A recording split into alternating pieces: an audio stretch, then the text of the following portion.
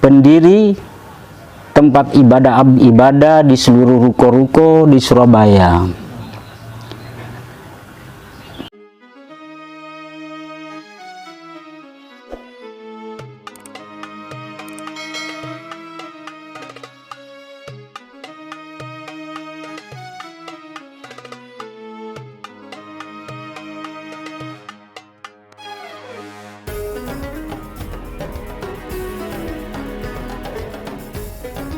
Ya, salam Bapak Ibu dikasihi Tuhan dimanapun kita berada pada saat ini. Kiranya kita semuanya dalam keadaan sehat-sehat saja dan tetap dalam penyertaan Tuhan kita, Yesus Kristus. Amin. Nah, Bapak Ibu dikasihi Tuhan, pada bagian ini saya akan mengajak kita semuanya untuk mendengarkan sebuah kesaksian dari seorang mualaf, di mana saya melihat dari kesaksian Bapak ini ada kejanggalan. Sepertinya ada unsur kebohongan dan tidak masuk akal menurut saya, Bapak Ibu. Nah, oleh sebab itu Bapak Ibu dikasihi Tuhan, sebelumnya marilah kita lihat cuplikan videonya, dan saya mohon dukungan Bapak Ibu semuanya untuk memberikan dukungan terhadap channel ini dengan cara memberikan like, subscribe, komen, dan membagikan setiap video yang ada di dalam channel ini. Kiranya channel ini bisa berkembang dan bisa menjadi berkat bagi kita semuanya. Jadi saya masuk Islam bukan diajak oleh siapa-siapa, bukan diajak oleh keluarga, dari keluarga wanita, ataupun tidak pernah diajak oleh sahabat atau teman.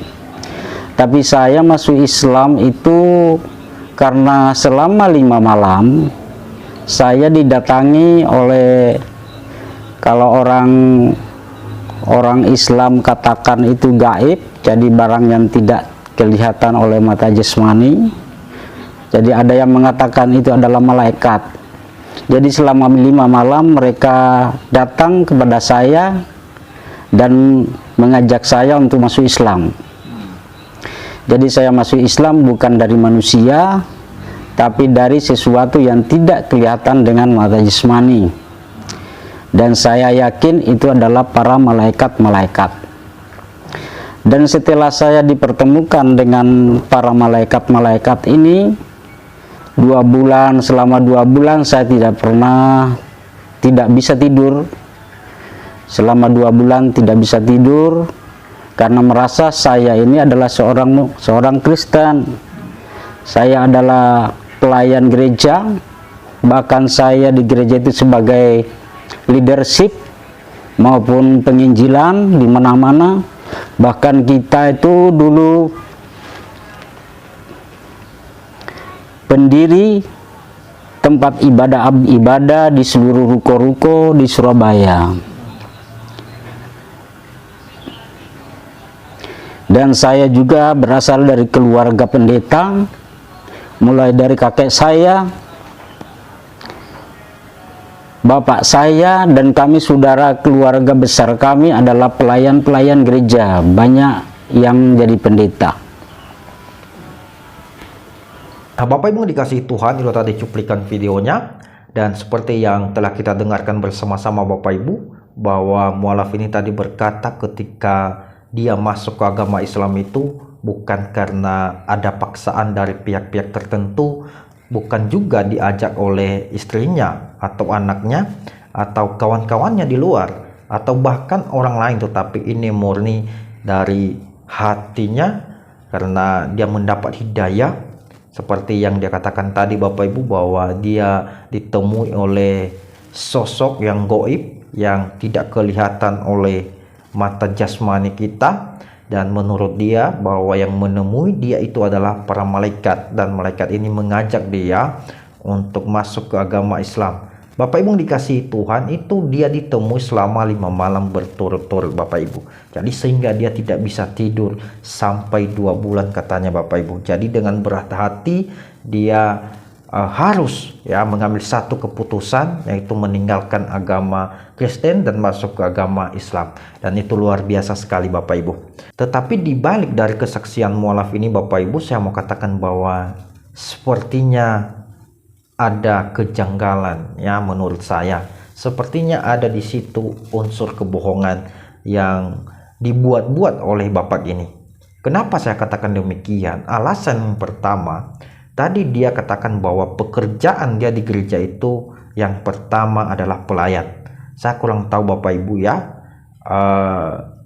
entah jadi pendeta atau jadi pemain musik atau penerima tamu mungkin, atau menjadi ketua pemuda atau penatua gereja, saya kurang paham. Katanya dia adalah seorang pelayan. Ini tiga pekerjaan dia di dalam gereja Bapak Ibu ya. Yang kedua, pekerjaan dia adalah seorang leadership ya. Seorang leadership.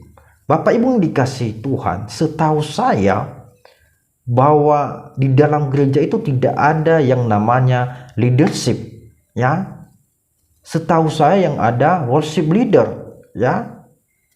Karena leadership ini kalau diartikan dia ke dalam bahasa Indonesia itu namanya kepemimpinan. Jadi kata kepemimpinan ini hanya bisa digunakan kepada seseorang yang punya jabatan, misalnya di dalam satu gereja dia seorang pendeta, atau misalnya dia seorang penatua atau ketua pemuda atau ketua ibu-ibu. Jadi kata ini bisa digunakan kepada mereka ya. Kita bisa katakan bahwa leadershipnya sangat luar biasa, sangat bagus. Artinya kepemimpinan dia sangat bagus sekali ya. Atau mungkin di dalam sebuah perusahaan, misalnya dalam satu kelompok individu, misalnya kita organisasi ya, menjadi seorang manajer di suatu perusahaan. Jadi kita bisa gunakan kata leadership ini, artinya bahwa kepemimpinan dia sangat baik sekali ya, sangat luar biasa. Jadi Bapak Ibu yang dikasihi Tuhan, di gereja itu tidak ada yang namanya leadership, tetapi yang ada adalah worship leader. Nah kemudian Bapak Ibu dia katakan bahwa dia juga seorang penginjil. Ini banyak sekali pekerjaannya Bapak Ibu ya. Ini Bapak ini luar biasa sekali ya, dipakai Tuhan. Kemudian yang terakhir dia katakan bahwa dia yang mendirikan gereja di seluruh ruko-ruko yang ada di Surabaya. Bapak Ibu yang dikasihi Tuhan, bayangkan berapa ribu ruko yang ada di Surabaya. Apakah saat ini ya ruko-ruko tersebut sudah ada gereja di situ atau belum? Mungkin ada di antara kita semuanya ada yang tinggal di Surabaya. Saya mengajak kita semuanya untuk mengecek langsung ya, apakah benar yang dikatakan Bapak ini bahwa di situ ya dia yang mendirikan gereja-gereja di semua ruko-ruko yang ada di Surabaya. Artinya semua ruko yang ada di Surabaya itu sudah ada gereja. Begitu banyak Bapak Ibu, ribuan ruko saya lihat Bapak Ibu. Tetapi saya tidak pernah melihat bahwa di situ ada gereja yang sebanyak itu. Mungkin 1-2 ruko ada yang nyewa untuk tempat ibadah, tetapi tidak seperti yang dikatakan oleh mualaf ini ya. Jadi saya melihat Bapak Ibu bahwa ada banyak kejanggalan, ada banyak kebohongan yang dibuat-buat oleh beliau ini. Ya walaupun tadi dia dengan muka yang polos ya, air mata keluar, tetapi saya mau katakan itu air mata buaya ya, itu air mata buaya Bapak Ibu. Itu tidak betul-betul dari hati yang paling dalam. Nah Bapak Ibu dikasihi Tuhan, mungkin itu saja dari saya. Saya mau katakan kepada kita semuanya, marilah kita tetap berdoa kepada orang-orang ini agar tidak disesatkan oleh paham-paham yang menurut saya itu hanya membuat kita menjadi binasa di dunia ini Bapak Ibu. Itu tidak ada artinya. Tetapi saya mau katakan, marilah kita mencari kebenaran yang sejati itu, sebab kebenaran sejati itu hanya ada di dalam Tuhan kita Yesus Kristus. Terima kasih. Dan Tuhan Yesus memberkati kita. Amin.